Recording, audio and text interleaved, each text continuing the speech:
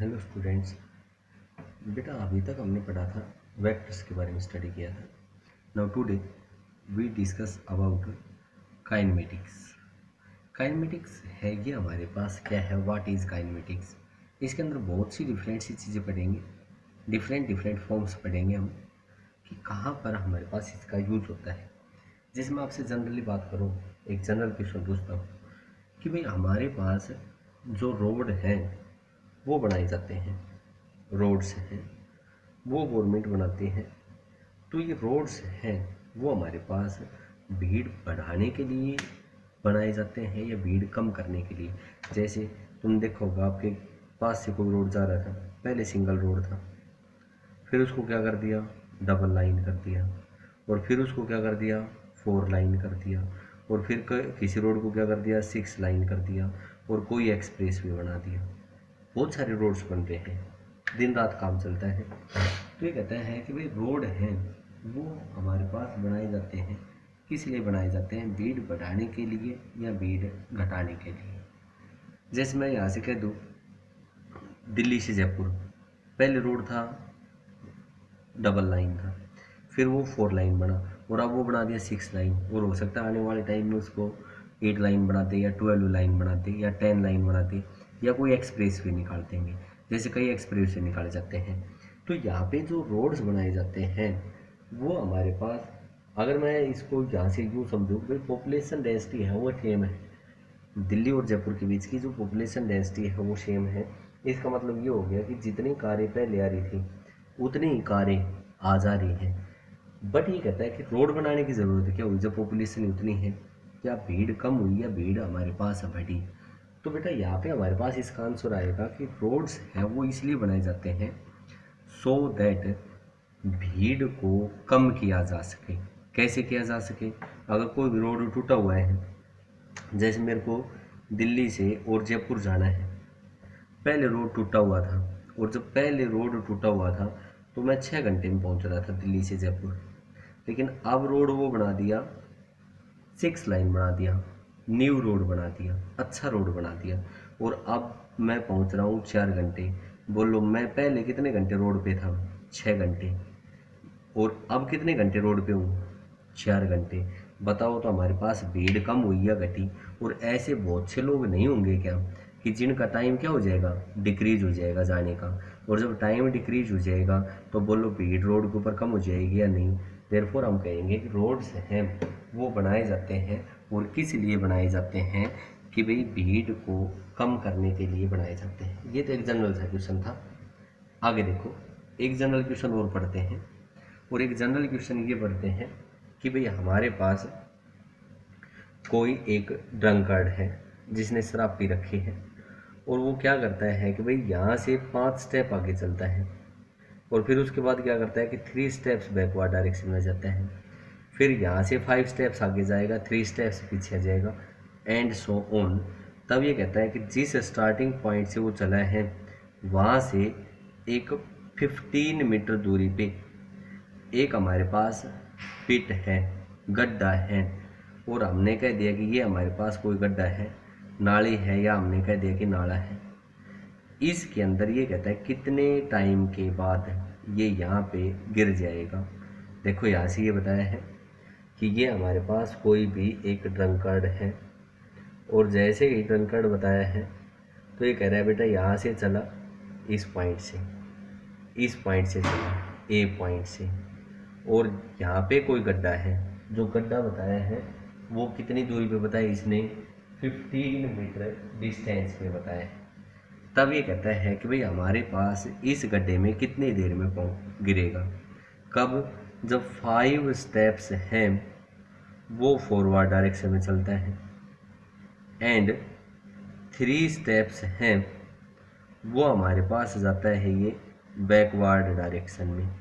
तब ये कहता है कितने टाइम बाद ये इस गड्ढे में गिर जाएगा। बेटा यहाँ से देखो आप, और इसने ये बता दिया कि एक स्टेप है वो इसने बताया 1 मीटर का, एंड 1 सेकंड में चलता है। एक स्टेप 1 मीटर डिस्टेंस ट्रेवल करता है, और कितने टाइम में एक स्टेप लेता है वो, 1 सेकंड में लेता है। तब ये कहता है कि after how much time he will fall in the pit. बेटा यहाँ से जैसे ही ये चला ड्रंकर्ड, तब हम कहेंगे कि भाई ये कहाँ चला, 5 स्टेप्स आगे। देखो भाई यहाँ से 5 स्टेप्स आगे, 3 स्टेप्स पीछे। बोलो यहाँ तक 5 आगे गया और ये 3 पीछे आ गया। बोलो यहाँ तक उसने 2 मीटर की डिस्टेंस ट्रेवल करी या नहीं। और पहली 2 मीटर की डिस्टेंस उसने ट्रेवल करी, यहाँ से यहाँ तक 5 सेकेंड, और यहाँ से जब वापस आया तो 3 सेकेंड और लगे। बोलो टोटल टाइम कितना हो गया, 8 सेकेंड। आगे देखो यहाँ से फिर वो 5 स्टेप्स आगे चला, और जैसे 5 स्टेप्स आगे चला फिर पीछे आ गया। बोलो यहाँ तक अगले बार भी 2 मीटर डिस्टेंस ट्रेवल करी है, तो टोटल कितनी दूरी पे आ गया वो, 4 मीटर डिस्टेंस पे आ गया। और जैसे 4 मीटर डिस्टेंस पे आया तो पहले 2 मीटर में 8 सेकेंड, इसमें कितना टाइम लगा उसका, 16 सेकेंड। आगे फिर चला वो 5 स्टेप्स, 3 स्टेप्स पीछे आ गया। यहाँ तक डिस्टेंस उसने ट्रेवल कर ली बेटा 6 मीटर, और बोलो 8 सेकेंड ही लगे, तो ये टोटल टाइम कितना हो गया, 24 सेकेंड। फिर आगे चला 2 मीटर, 3 मीटर पीछे आया। बोलो यहाँ तक आने में कितनी डिस्टेंस ट्रेवल कर ली उसने, 8 मीटर, और बोलो टाइम है वो 32 सेकेंड के बराबर लगा या नहीं। आगे देखो यहाँ से चला 5 स्टेप्स, पीछे कितना आया, 3 स्टेप्स, और बोलो कितनी डिस्टेंस हो गई, 10 मीटर, और बोलो 40 सेकेंड का टाइम हो गया या नहीं। अब देखो कितने स्टेप आगे जाएगा, 5 स्टेप, और 5 स्टेप जैसे आगे जाएगा तो यहाँ तो गड्ढा है ही, 5 मीटर आगे ही है। बोलो पिट में गिर जाएगा या नहीं। 40 सेकेंड ये हो गए, 5 सेकेंड ये, तो टोटल कितने टाइम बाद वो गड्ढे में गिर जाएगा, 45 सेकेंड के बाद। After a time of 45 second he will fall into the pit, pit के अंदर गिर जाएगा। बोलो बेटा इस क्वेश्चन में कोई डाउट हो। ये हमारे पास ड्रंकर्ड था, 5 स्टेप आगे जा रहा था, 3 पीछे। एक बार में जब 2 मीटर दूरी पे था तो 8 सेकेंड का, फिर आगे चला, टोटल डिस्टेंस यहाँ से हो गई 4 मीटर, 16 सेकेंड, फिर 6 मीटर, 8 मीटर, 10 मीटर, 10 मीटर तक उसने जो टाइम लिया वो 40 सेकेंड का टाइम ले लिया। आगे 5 स्टेप आगे जाते तो हमारे पास नाला था ही, और जब गड्ढा हमारे पास था तो बोलो अगले 5 स्टेप्स लेते वो गड्ढे में गिर जाएगा या नहीं। देयरफॉर हम कहेंगे कि जो टोटल टाइम लगेगा उसको गड्ढे में गिरने का वो कितना लग जाएगा आपके पास, 45 सेकेंड के बराबर लगेगा। ठीक है, इसके अंदर ऐसी बहुत सी चीज़ें पढ़ेंगे। आगे देखो, आगे हमारे पास एक और क्वेश्चन आता है, जनरल क्वेश्चन की बात कर रहा हूँ मैं, फिर उसके बाद हम मेन उसमें आएंगे। छोटी छोटी चीज़ें पढ़ेंगे जो आप लोग पढ़ चुके हो, लेकिन फिर भी सभी को एक बार टच करेंगे। देखो जैसे आप ट्रेन में जाते हो, ये ट्रेन है, आप इस ट्रेन में बैठे हो, और जैसे आप इस ट्रेन में बैठे हो आपने देखा कि रेलवे लाइन के साथ यहाँ पे कोई पोल था, और जैसे ट्रेन से बाहर की विंडोज देख रहे हो तो ये तुरंत चला जाता है पीछे, लेकिन इसी के सामने यहाँ पे कोई ट्री है। तो ट्री है वो हमें काफ़ी देर तक दिखाई देता है। अब देखो ट्रेन अगर मैं यूँ कह दूँ आपको 20 स्पीड से आगे की साइड में जा रही है, देन बोलो बेटा पोल है आपको 20 स्पीड से पीछे की साइड में जाता हुआ नजर आएगा, और ट्री भी किस स्पीड से पीछे की साइड में जाता हुआ नजर आएगा, 20 स्पीड से। ठीक है, मैं यूँ कहता हूँ कि कुछ टाइम के बाद ट्रेन है वो आगे आ गई इस पॉइंट पे, पोल तो यहीं था, ये ट्री यहाँ था, पहले मैं यहाँ बैठा था, तो यहाँ से हमने देखा कि जैसे ये इस साइड में आई तो ये इसने एंगल बना दिया हमारे पास थीटा पोल, और इसने जो एंगल बनाया वो हमारे पास बना दिया थीटा ट्री। और बोलो एंगल ट्री का है वो लेस देन है किससे, पोल वाले एंगल से। यही है। एक तो मैं यहाँ पे ये कह सकता हूँ कि जो फील्ड ऑफ विजन है ट्री का हमारे पास ज़्यादा है as compared to pole, therefore हम कहेंगे कि उसकी जो स्पीड होगी वो हमारे पास कम होगी और वो काफ़ी दूर तक दिखाई देगा। एक हम दूसरे को कहते हैं कि गर्दन है वो 90 डिग्री तक ही घुमा सकते हैं, और ये तो हमारे पास पूरा घूम गया, इसमें धीरे धीरे घुमा रहे हैं। एक दूसरा रीज़न ये कह सकते हैं। दूसरा हमारे पास रीज़न क्या आता है कि एंगुलर वेलोसिटी आता है, और जो हमारे पास जो रोटेशनल मोशन में जो एंगुलर स्पीड होती है वो हमारे पास क्या होता है कि एंगुलर डिस्प्लेसमेंट अपॉन टाइम तो दोनों केस में सेम है। और मैं कहूँगा कि किसका एंगल ज़्यादा आपके पास, पोल का ज़्यादा है। पोल का ज़्यादा है ट्री से, देयरफॉर हम कहेंगे कि angular speed of pole is greater than angular speed of tree. इसलिए ये कहता है कि पोल तो फटाफट निकल जाता है हमारे पास से, बट ट्री है वो हमें काफ़ी देर तक दिखाई दे रहा है। पोल नज़दीक था और नज़दीक था तो हमने यहाँ से बताया कि उसकी एंगुलर स्पीड है वो हमारे पास ज़्यादा रहेगी as compared to tree, therefore ये हमें जल्दी ज़्यादा स्पीड से मूव करता हुआ नज़र आएगा। ठीक है, आगे देखो। आगे बेटा यहाँ पे हम पढ़ रहे हैं काइनेमेटिक्स, और काइनेमेटिक्स के अंदर सबसे पहले हम पढ़ेंगे मैकेनिक्स के बारे में पढ़ेंगे कि मैकेनिक्स है वो हमारे पास क्या होती है।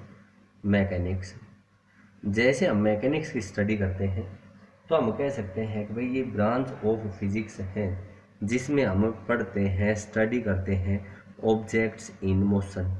इन it we study about the objects in motion, that branch of physics is known as mechanics. Mechanics है ये हमारे पास तीन टाइप की है। सबसे पहले हम इसमें स्टडी करेंगे स्टैटिक्स के बारे में, फिर उसके बाद हम पढ़ेंगे काइनेमेटिक्स के बारे में, और फिर हम पढ़ेंगे डायनेमिक्स के बारे में। स्टैटिक्स, उसके बाद काइनेमेटिक्स, और तीसरी बताई है वो बताई हमने डायनेमिक्स बताई। स्टैटिक्स का मतलब होता है रेस्ट से। ये वो ब्रांच है मैकेनिक्स की जिसके अंदर हम स्टडी करेंगे कि जितने भी ऑब्जेक्ट्स हैं वो हमारे पास रेस्ट में होंगे। काइनेमेटिक्स के अंदर ये कहता है कि उसके बारे में पढ़ेंगे कि ऑब्जेक्ट है वो मोशन में है, but we not know the cause of motion, not know cause of motion. Cause का नहीं पता, मोशन का क्या कारण है उसके बारे में हमें नहीं पता।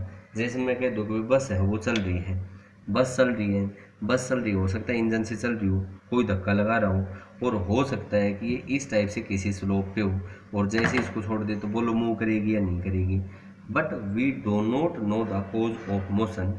एंड डायनेमिक्स है, इसके अंदर हम स्टडी करते हैं कि ऑब्जेक्ट्स हैं वो मोशन में तो हैं, but we also know the cause of motion, that branch is known as dynamics. ठीक है, आगे हमारे पास आता है ऑब्जेक्ट्स का रेस्ट में और मोशन में। भाई रेस्ट में ये कहता है कि कोई भी ऑब्जेक्ट है वो रेस्ट में होगा अगर ये अपनी पोजीशन चेंज नहीं करता with respect to the surrounding objects. जैसे मैं कह दूँ ये डस्टर है, ये पेन है, यहाँ रख दिया, बोलो ना तो डस्ट पोजीशन चेंज कर रहे हैं ना ही पेन चेंज कर रहे हैं, तो एक दूसरे के रेस्पेक्ट में किस में हो गई, ये रेस्ट में हो गई। अब देखियो यहाँ पे मेरे ये हाथ है, ये भी रेस्ट में है। ये मैंने कह दिया कि ये हाथ, पेन और डस्टर तीनों रेस्ट में है, बट मैं यूँ कह दूँ कि हाथ है ये मूव कर रहे हैं, बोलो डस्टर के रेस्पेक्ट में पोजीशन चेंज कर रहे हैं, और पेन के रेस्पेक्ट में पोजीशन क्या कर रहा है, ये चेंज कर रहा है। Therefore we can say that कि ये भी मोशन में कह सकते हैं, इसको भी मोशन में कह सकते हैं, और किसके रेस्पेक्ट में कह सकते हैं, हाथ के रेस्पेक्ट में कह सकते हैं।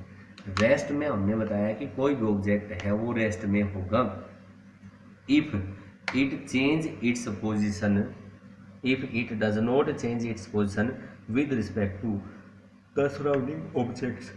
बट ये कहता है कि हमारे पास कोई ऑब्जेक्ट है वो मोशन में होगा if it change its position with respect to the surrounding objects.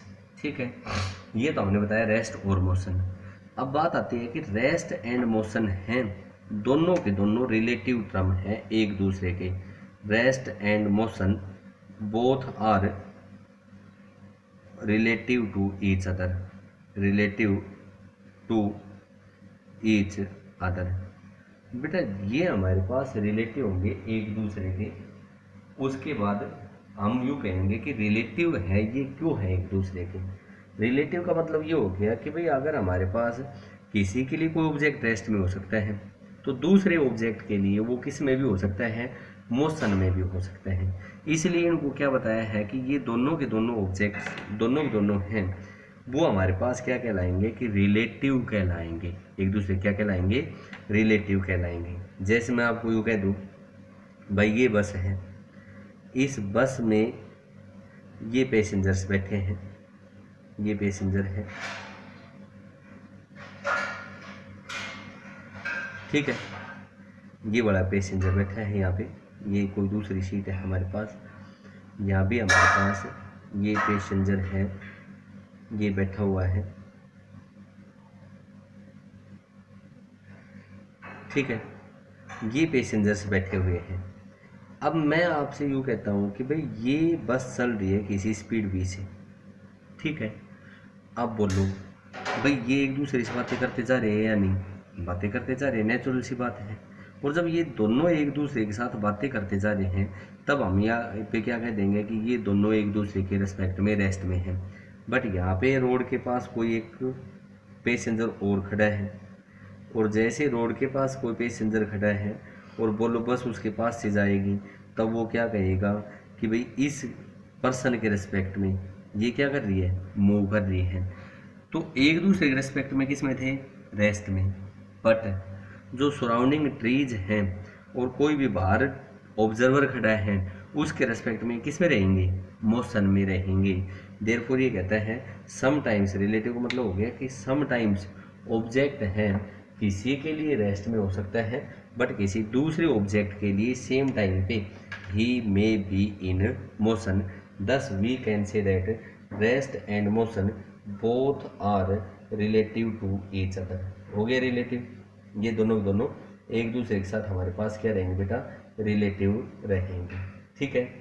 आगे देखो, आगे हमारे पास आते हैं मोशन की टाइप्स आती हैं। पीछे भी आपने पढ़ा था, 9th 10th में पढ़ा होगा, फिर भी एक बार इसके बारे में डिस्कस करते हैं। मोशन की टाइप्स आती हैं। पहली टाइप ये कहता है कि भाई हमारे पास होता है एक rectilinear motion. Rectilinear motion, rectilinear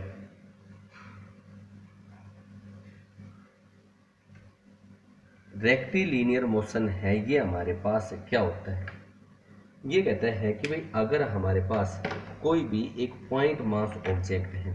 अब बात आती है कि पॉइंट मास ऑब्जेक्ट है वो क्या होता है। ये कहता है कि कोई भी ऑब्जेक्ट है वो हमारे पास पॉइंट मास ऑब्जेक्ट होगा अगर इसका साइज है वेरी स्मॉल है as compared to distance travelled by it. जैसे मैं यूँ कह दूँ बस है, उसका साइज भाई हमारे पास है 5 मीटर 10 मीटर, बट आप देखो बस है वो 100 किलोमीटर भी चली जाती है। देखो 10 मीटर साइज है बस का, बट उसने जो डिस्टेंस ट्रेवल करी 100 किलोमीटर। 100 किलोमीटर का मतलब 1000 मीटर, और बोलो 10 metre is very very less than 1000 metre. Therefore bus है it will act as a point mass object. हम कह सकते हैं कि बस है वो किसकी तरह ट्रीट करेगी, as a point mass object. तो रेक्टिलिनियर मोशन में क्या बताया कि वो मोशन होता है जिसके अंदर कोई भी पार्टिकल है जो पॉइंट मास ऑब्जेक्ट है और वो क्या करता है आपके पास, मूव करता है in a straight line, then its motion is known as the rectilinear motion. ऐसा ही एक हमारे पास मोशन होता है ट्रांसलेटरी मोशन होता है। कि ट्रांसलेटरी मोशन है ये क्या होता है, ट्रांसलेटरी मोशन। ट्रांसलेटरी मोशन में ये कहता है बेटा कि ऑब्जेक्ट है वो पॉइंट मास ऑब्जेक्ट नहीं है, ध्यान देने की बात है। Object is not a point mass object, point mass object नहीं है। इसका मतलब कोई बड़ा ऑब्जेक्ट है, ये बड़ा ऑब्जेक्ट है। और ये कहता है कि भाई हमारे पास स्ट्रेट लाइन में मूव करता है तो सारे के सारे पार्टिकल्स हैं they all moving in parallel lines. देखिए ये बड़ा ऑब्जेक्ट था, यहाँ भी कोई पार्टिकल होगा, यहाँ भी पार्टिकल होगा, यहाँ भी पार्टिकल होगा, तो सारे के सारे पार्टिकल्स हैं they move along the same parallel straight lines. That type of motion is known as the translatory motion. आगे हमारे पास नेक्स्ट आता है कि सर्कुलर मोशन क्या होता है, what is circular motion. Circular motion है तो ये कहता है कि कोई भी हमारे पास एक पॉइंट मास ऑब्जेक्ट है और वो मूव करता है किसी सर्कुलर पाथ के अंदर, देन ये कहता है कि वो उसका मोशन है, ये कोई पॉइंट मास ऑब्जेक्ट था, ये मूव कर रहा है एक सर्कुलर पाथ के अंदर, तब हम कहेंगे कि भाई इसका जो मोशन है वो कैसा होगा, सर्कुलर मोशन होगा।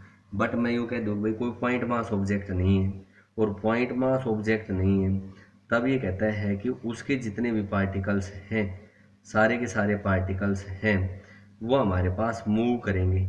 और कैसे पाथ में मूव करेंगे? आपके पास सर्कुलर पाथ में मूव करेंगे, कॉन्सेंट्रिक सर्किल्स के अंदर, अराउंड द एक्सिस, इस एक्सिस के अबाउट कॉन्सेंट्रिक सर्किल्स के अंदर मूव करेंगे। जैसे मैं यूँ कह दूँ ये पॉइंट मास ऑब्जेक्ट नहीं है, अब देखो ये एक्सिस मान ली, तो ये ऑब्जेक्ट यू रोटेट करे, और जैसे ये ऑब्जेक्ट यू रोटेट करेगा तब बेटा आप यहाँ पे कहोगे ये पार्टिकल, ये पार्टिकल, ये पार्टिकल, सारे के सारे हमारे पास कॉन्सेंट्रिक सर्कुलर प्लेन्स के अंदर, सर्कुलर पाथ्स के अंदर रोटेट करते हैं।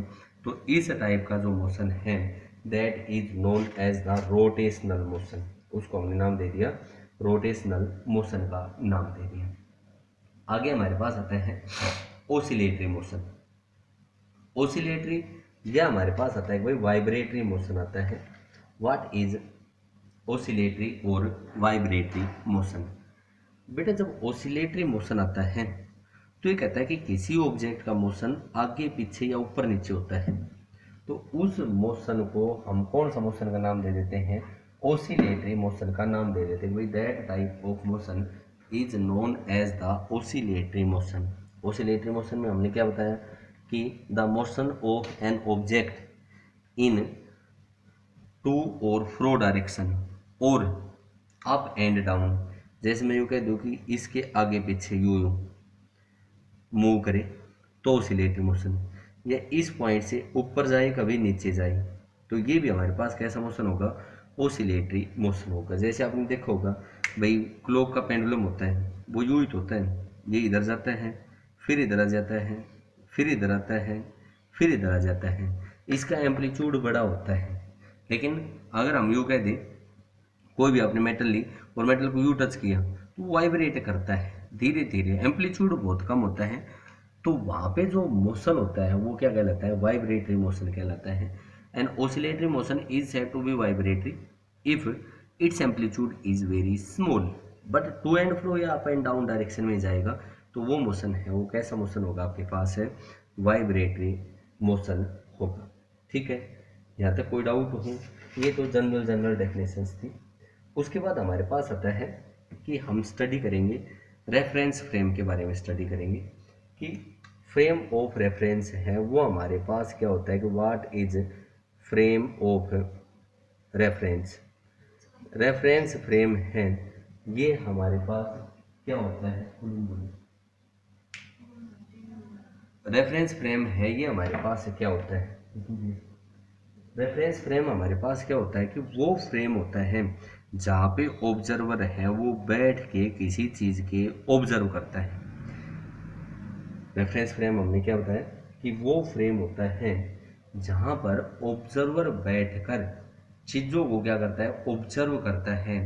That is known as the reference frame. जैसे दूसरा मैं इसको ये कह सकता हूँ कि it is a system of coordinate axis attached to an observer. Coordinate axis, coordinate axis आप लोगों ने पढ़ी पीछे, एक्स एक्सिस होती है, वाई एक्सिस होती है, और कौन सी होती है? Z axis. कोऑर्डिनेट एक्सिस होती हैं और उनके साथ टाइम को मेजर करने के लिए ऑब्जर्वर के पास क्या होगी? आपके पास क्लॉक होगी, क्लॉक होगी, with respect to which the observer can describe position, displacement, acceleration of the moving object। जिसके अपने रेस्पेक्ट में, खुद के रेस्पेक्ट में वो क्या करता है कि चीज़ों को ऑब्जर्व करता है और अपने रेस्पेक्ट में उनकी वेलोसिटी है, टाइम है, स्पीड है, काइनेटिक एनर्जी है, इन सभी को क्या करता है कि भाई ऑब्जर्व कर सकता है। उसी को हम किसका नाम दे देते हैं भाई? That is known as the frame of reference. Reference frame का नाम दे दिया। ठीक है, ये तो रेफरेंस फ्रेम था। अब हमारे पास क्या आता है कि रेफरेंस फ्रेम है वो हमारे पास जनरली हम स्टडी करेंगे दो टाइप का होता है, और जनरली अगर हम रेफरेंस फ्रेम लेते हैं तो हम ग्राउंड के रेस्पेक्ट में ऑब्जर्वेशन करते हैं। आगे करेंगे इसकी सारी कैलकुलेशंस करेंगे, न्यूमेरिकल्स भी करेंगे इसके ऊपर बेस। हम क्या करते हैं बेटा कि इसके अंदर जब भी हम कैलकुलेट करेंगे तो हम सभी चीज़ की ऑब्जर्वेशन है वो किसके रेस्पेक्ट में करते हैं, विद रिस्पेक्ट टू ग्राउंड। आगे डिस्कस करेंगे। रेफरेंस फ्रेम दो टाइप का होता है, एक इनर्शियल रेफरेंस फ्रेम होता है और एक क्या होता है आपके पास है, non inertial frame of reference होता है। इनर्शियल सिर्फ मैं आपको यहाँ पे डेफिनेशन के बारे में बात करूँगा। इनर्शियल फ्रेम ऑफ रेफरेंस और नॉन इनर्शियल होता है, आगे पूरा इसके बारे में डिटेल में स्टडी करेंगे।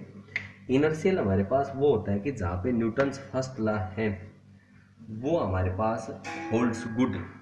न्यूटन्स फर्स्ट लॉ हमारे पास क्या था कि अगर कोई ऑब्जेक्ट रेस्ट में है तो रेस्ट में रहेगा, मोशन में है तो मोशन में रहेगा, जब तक उसके ऊपर कोई एक्सटर्नल फोर्स नहीं लगता।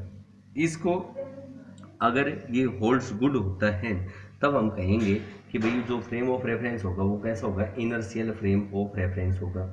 जैसे मैं यूँ कह दूँ कि कोई बस है या तो रेस्ट में है या मूव कर रही है एक यूनिफॉर्म स्पीड से, तब हम कहेंगे कि वहाँ पे जो फ्रेम ऑफ रेफरेंस होगा वो कौन सा होगा, इनर्शियल होगा। और नॉन इनर्शियल हमारे पास वो होता है जहाँ पे न्यूटन फर्स्ट लॉ है वो हमारे पास फॉलो नहीं होता, that is known as the non inertial frame of reference. जैसे मैं कह दूँ कि बस मूव कर रही है लेकिन यूनिफॉर्म स्पीड से मूव नहीं कर रही, वेरिएबल स्पीड से मूव करती है, तब हमारे पास जो रेफरेंस फ्रेम होगा वो नॉन इनर्शियल रेफरेंस फ्रेम होगा। ठीक बेटा। आगे हमारे पास क्या करता है कि कुछ क्वांटिटीज हैं वो डिपेंड करती हैं रेफरेंस फ्रेम पे, कुछ क्वांटिटीज हैं वो हमारे पास डिपेंड करेंगी रेफरेंस फ्रेम पे। जैसे मैं कह दूँ कि भाई सबसे पहले मैं कह दूँ कि डिस्टेंस ट्रेवल्ड बाय ये ऑब्जेक्ट, देखियो मैं यहाँ बैठा था, एक बच्चा यहाँ से जा रहा है, बोलो टाइम के साथ उसने अपनी पोजीशन चेंज करी या नहीं करी, तो बोलो आपके पास जो डिस्टेंस ट्रेवल्ड हुई किसी पार्टिकल से, मैं तो क्लास में यहाँ था, यहाँ से बच्चा चला गया कोई, बोलो उसने मेरे फ्रेम में डिस्टेंस अपनी पोजीशन चेंज करी या नहीं करी, चेंज करी है टाइम के साथ। इसका मतलब ये क्वांटिटी है वो क्या होगी कि भाई हमारे पास रेफरेंस फ्रेम के साथ वो हमारे पास क्या हो जाएगी, डिपेंड करेगी, चेंज होगी रेफरेंस फ्रेम के ऊपर। उसके बाद डिस्प्लेसमेंट है, वेलोसिटी है, एक्सेलरेशन है, काइनेटिक एनर्जी है, स्पीड है, वर्क है। वर्क का फॉर्मूला आपने पढ़ा था, फोर्स इनटू डिस्टेंस। बट ये कहता है कि फोर्स डिपेंड नहीं करता, इंडिपेंडेंट है, बट डिस्टेंस डिपेंड करती है, तो वर्क डन है वो भी क्या करेगा, डिपेंड करेगा रेफरेंस फ्रेम के ऊपर। हमारे पास ये क्वांटिटीज हैं, distance, speed, displacement, acceleration, kinetic energy, work done, linear momentum. बोलो ये सारी की सारी डिपेंड कर रही है या नहीं कर रही है रेफरेंस फ्रेम के ऊपर जहाँ से ऑब्जर्वर बैठा है। उसके बाद हमारे पास कुछ क्वांटिटीज़ है वो जो डिपेंड नहीं करती, जैसे इंडिविजुअली फोर्स लगाया हमने, बहुत सा फोर्स नहीं लगाया, मैंने यहाँ पे इंडिविजुअल फोर्स लगाया तो ये फ्रेम ऑफ रेफरेंस पे डिपेंड नहीं करेगा। यहाँ 5 न्यूटन लगाया है तो यहाँ भी लगाऊंगा तो भी कितना लगाऊंगा मैं, 5 न्यूटन ही लगाऊंगा। उसके बाद डिस्टेंस बिटवीन टू पार्टिकल्स, अब देखो ये बॉडी है ये मूव कर रही है, यहाँ से यहाँ तक मान लो 1 मीटर है, तो मैं कहूँगा कि भाई ये जो हमारे पास इन पार्टिकल्स के बीच की डिस्टेंस है वो चेंज नहीं हुई, तो ये हमारे पास डिपेंड नहीं करेगी। उसके बाद क्या कहता है कि एक टाइम ऑफ इवेंट है वो भी हमारे पास इसके ऊपर डिपेंड नहीं करेगी। ठीक है, तो ये तो था हमारे पास फ्रेम ऑफ रेफरेंस के बारे में।